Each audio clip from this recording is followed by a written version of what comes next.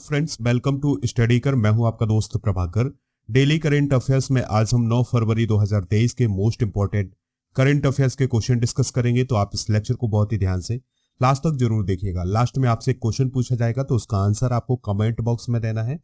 और अगर आप पहली बार आए हैं स्टडी कर पर तो सब्सक्राइब कर लें और बेल आइकन भी दबा लें, जिससे आपको समय पर सबसे पहले नोटिफिकेशन मिल सकेगा। हमारे जितने भी सोशल मीडिया प्लेटफॉर्म है उन सभी का लिंक डिस्क्रिप्शन बॉक्स में दिया गया है, वहां से आप हमें फॉलो कर सकते हैं। चलिए दोस्तों, सबसे पहले कल के करंट अफेयर्स को रिवाइज करते हैं, फिर आज के क्वेश्चन डिस्कस करेंगे। तो कल का पहला क्वेश्चन था, एरॉन फिंच ने क्रिकेट से संन्यास की घोषणा की है, वह किस देश से संबंधित है? तो दोस्तों, एरॉन फिंच जो है वो ऑस्ट्रेलिया से रिलेटेड है। उन्होंने 2022 में ओडीआई से संन्यास लिया था और अब उन्होंने T20 से संन्यास ले लिया है। युवा संगम पंजीकरण पोर्टल कहां लॉन्च किया गया है? तो ये नई दिल्ली में लॉन्च किया गया है। धर्मेंद्र प्रधान जी ने इसको लॉन्च किया है।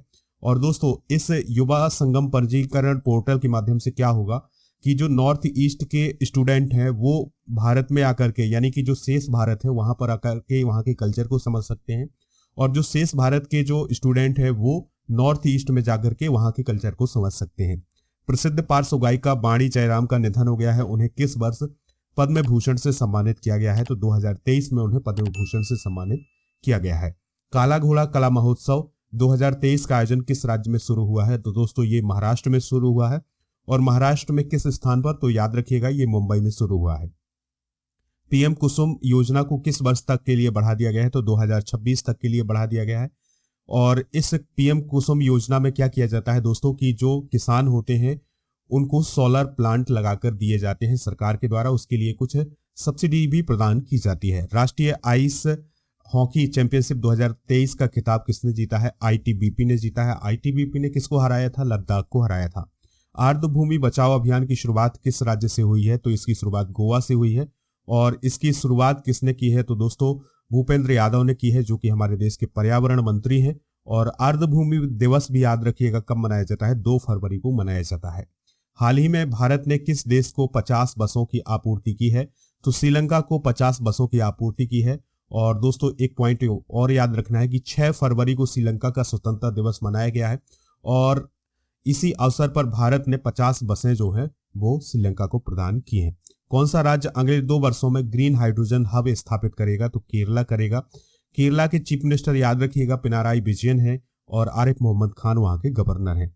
किस देश में भूकंप की वजह से 4800 से ज्यादा लोगों की मौत हो गई है? तो तुर्की और सीरिया में जो भूकंप आया है 7.8 इसका पैमाना था।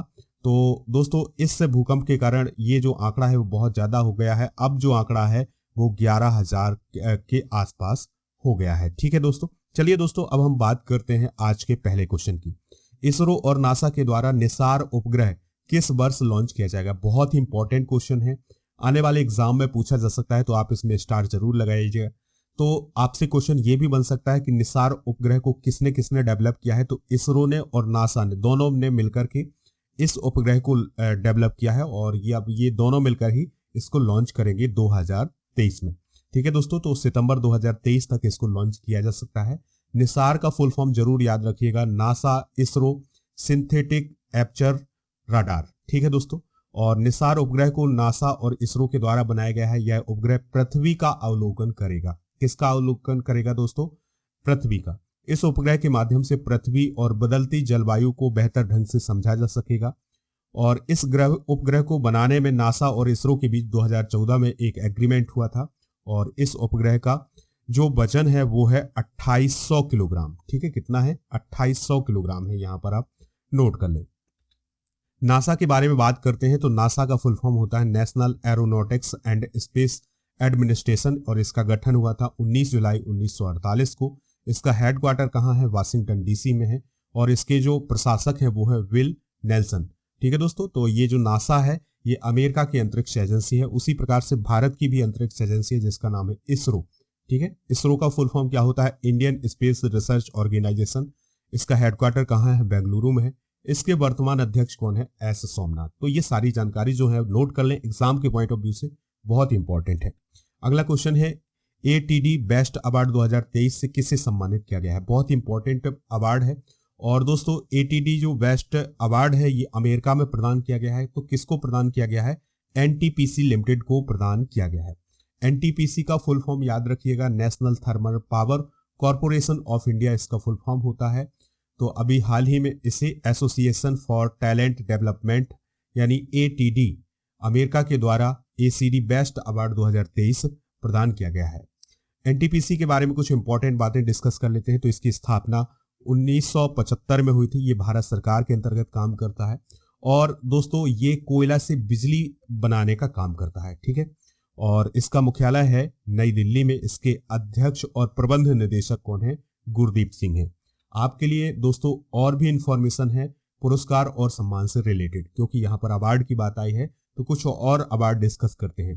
तो मिसेज वर्ल्ड 2022 का खिताब किसने जीता था? सरगम कौशल ने। एक बार रिवाइज कर लेते हैं, ये अवार्ड एग्जाम में पूछे जा सकते हैं।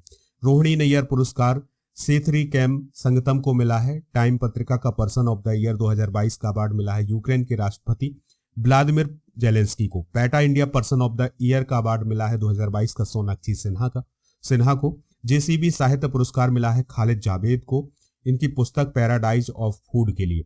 गांधी मंडेला पुरस्कार धर्मगुरु दलाई लामा को प्राप्त हुआ है। ऑर्डर ऑफ मेरिट जो कि ब्रिटेन का है वो बैंकी रामकृष्ण को प्राप्त हुआ है। नॉनसेंस शरणार्थी पुरस्कार पूर्व जर्मन चांसलर एंजेला मार्केल को प्राप्त हुआ है। तो ये सभी पुरस्कार आप नोट जरूर कर लें। आपके लिए एक इन्फॉर्मेशन है कि अगर आप मध्य प्रदेश के किसी भी एग्जाम की तैयारी कर रहे हैं या फिर एसएससी बैंकिंग किसी भी एग्जाम की तैयारी कर रहे हैं तो उसके लिए मॉक टेस्ट हमारे ऐप पर उपलब्ध है, हिंदी और अंग्रेजी दोनों माध्यम में उपलब्ध है। तो आप इनको परचेज कर सकते हैं। दोस्तों अगर आप उसमें डिस्काउंट पाना चाहते हैं तो मेरा कूपन कोड यूज करिएगा PS100, आपको उसमें छूट मिल जाएगी। इसके अलावा एक और इन्फॉर्मेशन है कि अगर आप डेली करंट अफेयर्स का PDF डाउनलोड करना चाहते हैं तो वो PDF मिलेगा आपको हमारे ऐप पर। ऐप का लिंक डिस्क्रिप्शन बॉक्स में दिया गया है। अगला क्वेश्चन है, ग्रीन बॉन्ड जारी करने वाला देश का पहला शहरी निकाय कौन बना है? तो दोस्तों वो बना है इंदौर। तो मध्य प्रदेश का एक शहर है इंदौर और वो ग्रीन बॉन्ड जारी करने वाला देश का पहला शहरी निकाय बना है। ग्रीन बॉन्ड का मतलब क्या है दोस्तों कि जो वहां का नगरीय निकाय है उसने बॉन्ड जारी किए हैं। अब वो बॉन्ड जो है वो वहां के नागरिक खरीदेंगे, उससे पैसा आएगा और दोस्तों ये जो पैसा आएगा उससे 60 मेगावाट का सौर संयंत्र लगाया जाएगा, ठीक है। और इस ग्रीन बॉन्ड से ये अनुमान लगाया जा रहा है कि 244 करोड़ रुपए जुटाए जाने की उम्मीद है। फिर इसके बाद इस पैसे से 60 मेगावाट का सौर संयंत्र लगाया जाएगा, ठीक है। तो जो ग्रीन बॉन्ड होता है वह एक प्रकार का ऋण सुरक्षा होता है। क्या होता है दोस्तों? ऋण सुरक्षा, याद रखिएगा। यह क्या होता है? ऋण सुरक्षा होता है जिसमें रुपए एकत्रित करके पर्यावरण से रिलेटेड कार्यों में लगाया जाता है। इंदौर की बात कर लेते हैं तो इंदौर जो है वो 2022 में लगातार छठवीं बार भारत का सबसे स्वच्छ शहर बना है। और हाल ही में 17वां प्रवासी भारतीय दिवस सम्मेलन कहाँ आयोजित हुआ है? इंदौर में आयोजित हुआ है। अगला क्वेश्चन है, सौरमंडल में सबसे अधिक उपग्रह वाला ग्रह कौन बना है? बहुत ही इंपॉर्टेंट क्वेश्चन हो जाएगा ये, आपके एग्जाम के पॉइंट ऑफ व्यू से बहुत ही इंपॉर्टेंट क्वेश्चन है। तो दोस्तों सौरमंडल में सबसे अधिक उपग्रह वाला जो ग्रह बना है वो बना है बृहस्पति यानी जुपिटर। जुपिटर के पास अब जो उपग्रह हैं वो अधिक हो गए हैं। कितने हो गए हैं दोस्तों? 92 हो गए हैं। अभी तक किसके पास थे? शनि के पास थे, लेकिन अभी हाल ही में जुपिटर में 12 उपग्रहों की खोज की गई है। इस प्रकार से जो जुपिटर है उसमें उपग्रहों की संख्या 92 हो गई है और इस प्रकार से सौरमंडल में सबसे अधिक जो उपग्रह वाला ग्रह है वो है जुपिटर। यहां पर आप देख सकते हैं ये है सौरमंडल, सोलर सिस्टम आपको दिखाई दे रहा है। ये सन है, फिर इसके बाद मरकरी, फिर वीनस, फिर अर्थ, मार्स, जुपिटर, सैटर्न, फिर यूरेनस, नेपच्यून और ये फिर आपको प्लूटो दिखाई दे रहा है। लेकिन आपसे पूछा जाए सौरमंडल में ग्रह कितने हैं तो 8 ग्रह हैं। दोस्तों 2021 से 22 के बीच में बृहस्पति के इन ग्रहों की खोज की गई है, यानी 12 ग्रहों की खोज की गई है। तो अब सबसे अधिक उपग्रह वाला ग्रह बना है कौन? जुपिटर। पृथ्वी के पास 1 उपग्रह है और यूरेनस के पास 27 है, नेपच्यून के पास 14 है, मंगल के पास 2 उपग्रह हैं और बुध और शुक्र के पास कोई भी उपग्रह नहीं है। ये पॉइंट आपको नोट करना है। दोस्तों बात कर लेते हैं जुपिटर की। तो सौरमंडल का सबसे बड़ा ग्रह कौन है? जुपिटर। देखने में ऐसा लगता है, ये आप देख सकते हैं, जुपिटर के दर्शन कर सकते हैं आप। इस प्रकार से जुपिटर हमें दिखाई देता है और ये अपनी धुरी पर 9 घंटे 55 मिनट में घूम जाता है, एक चक्कर लगा लेता है, ठीक है। जिस प्रकार से जो पृथ्वी वो 24 घंटे का समय लेती है लगभग, और उसी प्रकार से जो जुपिटर है वो अपनी धुरी पर 9 घंटे 55 मिनट में घूम जाता है। बृहस्पति ग्रह को देखने के लिए किसी भी यंत्र की जरूरत नहीं होती है और इसे हम खुली आंखों से देख सकते हैं। क्यों देख सकते हैं दोस्तों? क्योंकि इसका जो आकार है वो बहुत बड़ा है। यानी कि अगर हम सौरमंडल के जितने भी ग्रह हैं उन सबको मिला दें तो भी उनका आकार इसके बराबर नहीं हो सकता, जुपिटर के बराबर नहीं हो सकता है। ठीक है, तो बृहस्पति ग्रह पर जब सूर्य की परावैंगनी किरणें गिरती हैं तो यह अपना रंग बदल लेता है, ये इसकी खासियत है। बृहस्पति ग्रह को सौरमंडल का वैक्यूम क्लीनर भी कहा जाता है, ये पॉइंट भी आपको नोट करना है। और दोस्तों ये जो बृहस्पति ग्रह है इस पर कोई धरती नहीं है, बल्कि ये गैसों के बादलों से बना हुआ है। अगला क्वेश्चन है, सुरक्षित इंटरनेट दिवस 2023 कब मनाया गया है? यहां पर मेंशन किया गया है 2023, तो इस बात को नोट जरूर करिएगा। सुरक्षित इंटरनेट दिवस 2023 मनाया गया है कब? 7 फरवरी को। कब मनाया गया है दोस्तों? 7 फरवरी को। तो यह दिवस जो है वो फरवरी के दूसरे सप्ताह के दूसरे दिन मनाया जाता है, ये पॉइंट है। ठीक है, तो दूसरे सप्ताह का दूसरा दिन था 7 फरवरी को। तो दोस्तों अभी हाल ही में इंटरनेट जो सुरक्षित इंटरनेट दिवस है वो मनाया गया है। इस दिवस को मनाने की शुरुआत 2004 से हुई थी। अब बात करते हैं इंटरनेट के बारे में। तो दोस्तों www का फुल फॉर्म होता है वर्ल्ड वाइड वेब। ठीक है, तो इसे 1990 में पहली बार कंप्यूटर वैज्ञानिक टिम बर्नर्स ली के द्वारा पेश किया गया था। तो आपसे क्वेश्चन ये पूछा जा सकता है कि टिम जो www है इसको पहली बार किसने पेश किया था? तो टिम बर्नर्स ली ने पेश किया था। दोस्तों भारत में इंटरनेट सेवा का प्रारंभ हुआ था 15 अगस्त 1995 से। इंटरनेट सेवा प्रारंभ करने वाली पहली निजी कंपनी थी भारत की सत्यम इन्फोवे। दोस्तों भारत की नई इंटरनेट नीति का नाम क्या है? डेटा इन इंटरनेट डोमेन। और इंटरनेट उपलब्ध कराने वाली पहली कंपनी है जो वो है विदेश संचार निगम लिमिटेड यानी VSNL। दोस्तों MTNL की ब्रॉडबैंड सेवा का नाम क्या है? ट्राईबैंड है। और VSNL की ब्रॉडबैंड सेवा का नाम है डेटा वन। तो ये कुछ इंपॉर्टेंट जानकारी है, इसे आप नोट जरूर करिएगा। URL का फुल फॉर्म कई बार एग्जाम में पूछा गया है, तो इसका फुल फॉर्म है यूनिफॉर्म रिसोर्स लोकेटर। ठीक है, इंटरनेट पर प्रत्येक वेब पेज का एक निश्चित पता होता है जिसे हम क्या बोलते हैं? URL बोलते हैं। नेटवर्क क्या होता है? तो यह 2 या अधिक कंप्यूटरों का एक समूह होता है जिसे हम नेटवर्क बोलते हैं। अगला क्वेश्चन है, हार्वर्ड लॉ रिव्यू की पहली भारतीय अमेरिकी महिला अध्यक्ष कौन बनी है? तो वो बनी है दोस्तों अप्सरा अय्यर। बहुत इंपॉर्टेंट क्वेश्चन है। तो हार्वर्ड लॉ स्कूल में सेकेंड ईयर की भारतीय अमेरिकी छात्रा हैं अप्सरा अय्यर, तो उन्हें प्रतिष्ठित हार्वर्ड लॉ रिव्यू का अध्यक्ष चुना गया है और वह इस पद पर पहुंचने वाली पहली भारतीय अमेरिकी महिला अध्यक्ष बनी है। हार्वर्ड लॉ रिव्यू की स्थापना 1887 में हुई थी और यह छात्रों द्वारा संचालित सबसे पुराने कानूनी छात्रवृत्ति प्रकाशनों में से एक है। हार्वर्ड लॉ रिव्यू जो है वो अमेरिका में स्थित है।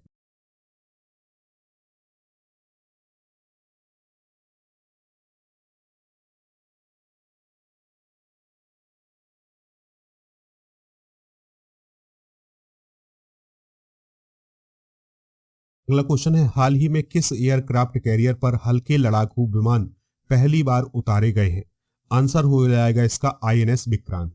ठीक है दोस्तों, तो हल्के लड़ाकू विमान जैसे MiG-29K को INS विक्रांत पर अभी हाल ही में पहली बार उतारा गया है। और जो INS विक्रांत है ये भारत का स्वदेशी निर्मित विमान वाहक पोत है यानी एयरक्राफ्ट कैरियर है। एयरक्राफ्ट कैरियर क्या होते हैं? तो दोस्तों ये युद्ध के समय काम आने वाले जहाज होते हैं और इन पर जो विमान है वो उतारे जा सकते हैं और इन पर जो विमान है वो टेक ऑफ भी कर सकते हैं। ठीक है दोस्तों, तो अभी पिछले साल 2022 में सितंबर 2022 में जो INS विक्रांत है उसे इंडियन नेवी में शामिल किया गया था। ठीक है, भारत के पास अभी 2 एक्टिव एयरक्राफ्ट कैरियर है जिसमें से पहला है INS विक्रांत, तो ये तो भारत में ही बना है, और दूसरा है INS विक्रमादित्य, ये रसिया के सहयोग से बना है। तो दोस्तों ये पॉइंट जो है वो नोट कर लें। अगला क्वेश्चन है, अंतरराष्ट्रीय जैव ईंधन गठबंधन में कौन से देश शामिल होंगे? तो आंसर है इसका अमेरिका और ब्राजील। तो अभी हाल ही में अमेरिका और ब्राजील ने ये कहा है कि वो इंटरनेशनल बायोफ्यूल अलायंस में शामिल होने वाले हैं। देखिए दोस्तों, इस साल 2023 में भारत में G20 की बैठक होगी और 2015 में भारत और फ्रांस ने मिलकर के अंतर्राष्ट्रीय सौर गठबंधन बनाया था।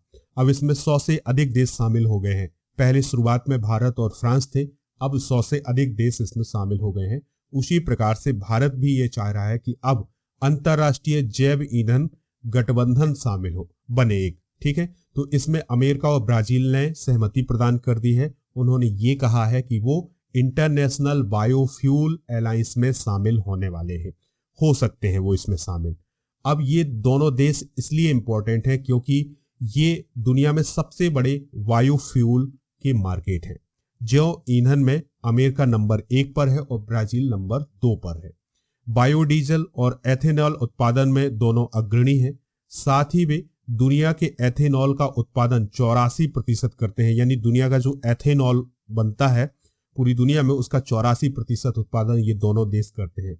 और दुनिया के बायोडीजल का उत्पादन ये 26% करते हैं। अब ये बायोफ्यूल या जैव ईंधन क्या होता है इसको हम समझते हैं।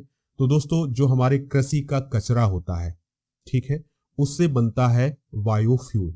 उसको वाहनों में उपयोग किया जाता है, ये प्रदूषण भी कम करता है। और फिर इससे जो कार्बन डाइऑक्साइड निकलती है फिर से वो पौधे उपयोग करते हैं, फिर से उनसे बायोफ्यूल बनाया जाता है। इस प्रकार की साइकिल चलती रहती है। अगला क्वेश्चन है, पहला सरस आजीविका मेला किस राज्य या केंद्र शासित प्रदेश में शुरू हुआ है? जम्मू कश्मीर में। कहां शुरू हुआ है दोस्तों? जम्मू कश्मीर में। तो केंद्र शासित प्रदेश जम्मू और कश्मीर में 11 दिन का सरस आजीविका मेला शुरू हुआ है 4 फरवरी 2023 से। ठीक है, ये 14 फरवरी तक ये मेला आयोजित किया जाएगा। और इस मेले में जो महिलाएं होंगी और जो महिलाओं की जो स्व सहायता समूह होंगे उनके द्वारा जो कला बनाई जाती है, जो आर्ट बनाई जाती है, जो हस्तशिल्प बनाया जाता है, हथकरघा उद्योग में जो छोटे छोटे से सामान बनाए जाते हैं उनको क्रय विक्रय किया जाएगा। ठीक है, तो सरस आजीविका मेला जो है वो कहां पर आयोजित हो रहा है? ये केंद्र शासित प्रदेश जम्मू और कश्मीर में आयोजित हो रहा है और यह पहला सरस आजीविका मेला है। अगला क्वेश्चन है, मुख्य न्यायाधीश DY चंद्रचूड़ ने सुप्रीम कोर्ट के कितने नए न्यायाधीशों को शपथ दिलाई है? तो अभी हाल ही में मुख्य न्यायाधीश DY चंद्रचूड़ ने 5 जजों को शपथ दिलाई है। ठीक है दोस्तों, याद रखिएगा कि जो DY चंद्रचूड़ हैं ये भारत के 50वें चीफ जस्टिस ऑफ इंडिया हैं।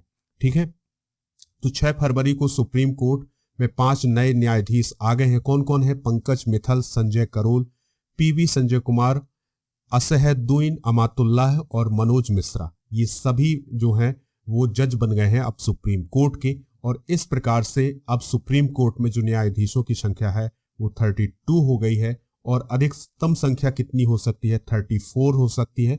और इस 34 में चीफ जस्टिस ऑफ इंडिया भी शामिल होता है। तो अब हो गई है संख्या कितनी? 32 हो गई है। तो दोस्तों, ये थे आज के महत्वपूर्ण करंट अफेयर्स के क्वेश्चन। अब आपसे एक क्वेश्चन पूछा जा रहा है जिसका आंसर आपको कमेंट बॉक्स में देना है। और दोस्तों, अगर आपको PDF डाउनलोड करना है तो ऐप से कर सकते हैं। ऐप का लिंक डिस्क्रिप्शन बॉक्स में दिया गया है। इसरो और नासा के द्वारा निसार उपग्रह किस वर्ष लॉन्च किया जाएगा? 2023, 24, 26 या 25? जो भी इसका राइट आंसर हो कमेंट बॉक्स में जरूर बताएं। लेक्चर पसंद आया हो तो लाइक करें, शेयर करें सभी दोस्तों को सभी सोशल मीडिया प्लेटफॉर्म पर। जय हिंद, वंदे मातरम।